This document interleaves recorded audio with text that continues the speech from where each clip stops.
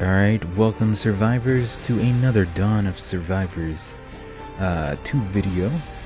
And in this video we are going to go over co-op. Just like always, anything in this video that you might see does not represent the final product.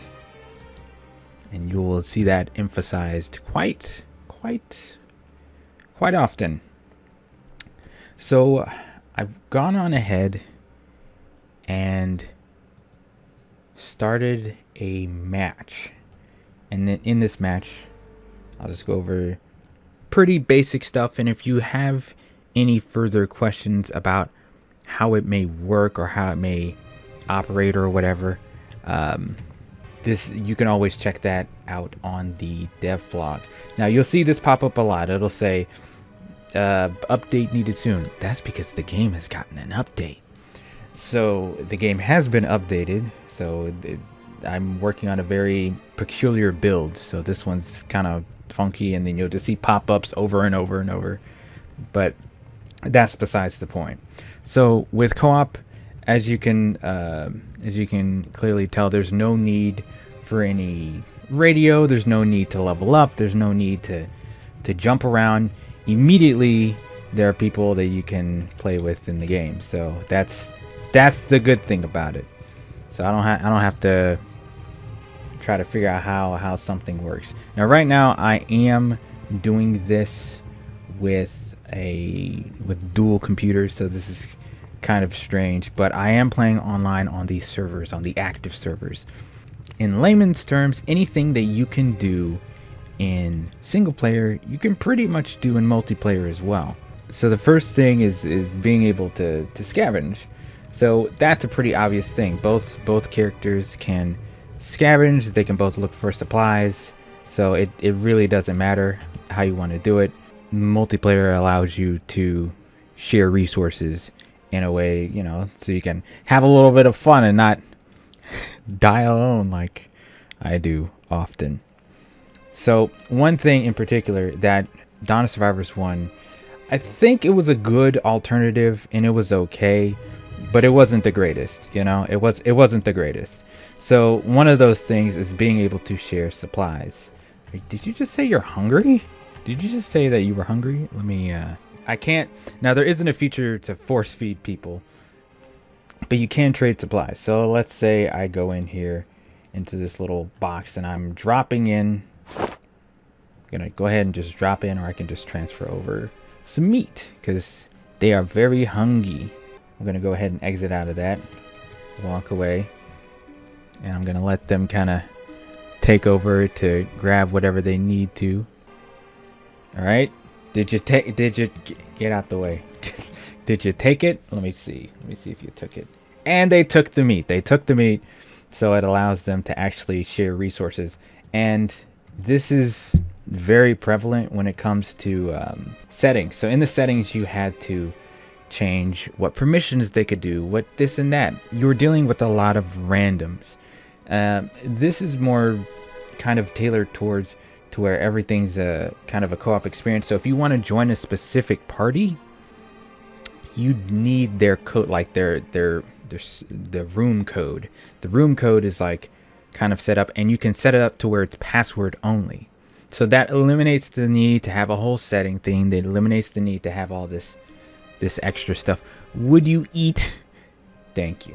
Okay, it eliminates the whole need to kind of have all this set up just around having to manipulate everything.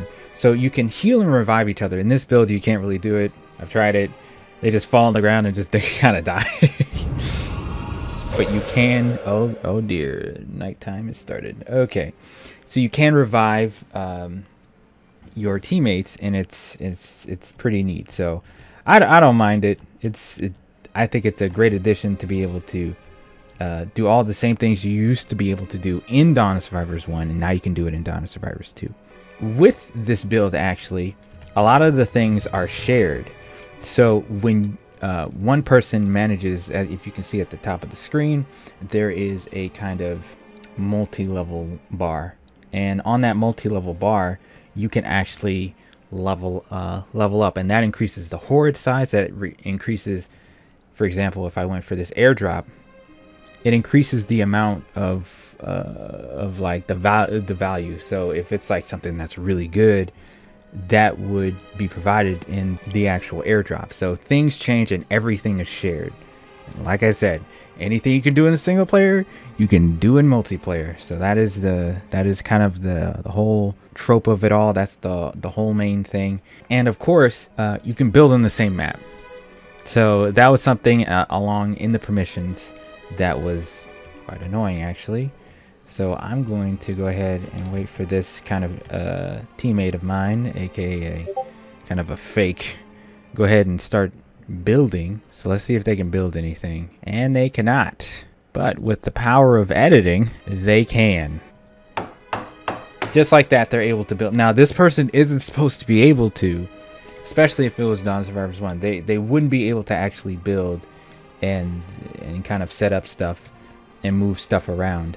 They can also upgrade the stuff. So if I'm correct, they can sit there and upgrade for you. So if one person goes out and goes to try to scavenge for things, your players or anything like that, you just communicate to them, hey, could you do this? Now we're still working on how to communicate more effectively. What we're gonna do is I'm gonna go ahead and head off to the mine ruins over here.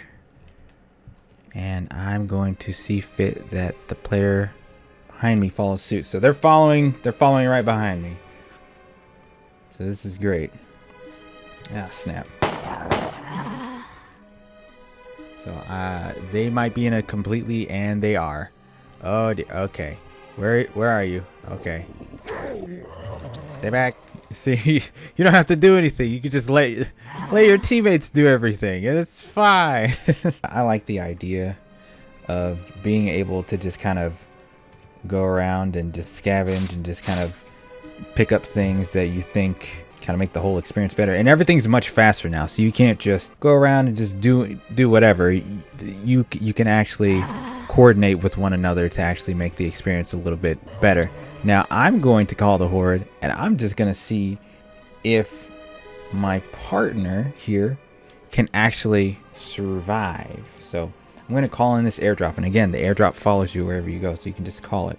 I'm not gonna reveal too much, but the new build, by the way, it is very, how do I say? Oh dear. Okay. Protect me. Now, since our level is pretty low, there won't be as many zombies. Protect me. Protect. I turned the sound effects off for the other players, so you can just... Oh, no! Protect me. Okay. Is that it? Oh, son of a beastie. Oh my goodness, I can't find them. We need to leave then. Hey, no! No! Back off! Okay. You just sit there for a second. With the newer updates, a lot of this is kind of solved for, and the UI's more streamlined towards the Switch. There's not going to be as many buttons on the screen. And I've noticed that with the later builds, there's not as many buttons, and everything's just kind of streamlined to learn as you learn. And I don't want to reveal too much of that one, so it's not too much different, but it definitely is a change from where it was last time. But I'm not going to go into too much more detail. You can read up more about this on the dev blog. So if you'd like to know more, then go ahead and check out that dev blog. Otherwise, I will see all of you amazing, like, survivalists. Oh, do you not see that? Okay, no, go ahead. Am I invisible?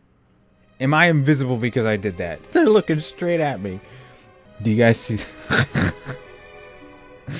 Anyway, yeah, I'll chat with you guys later. All right.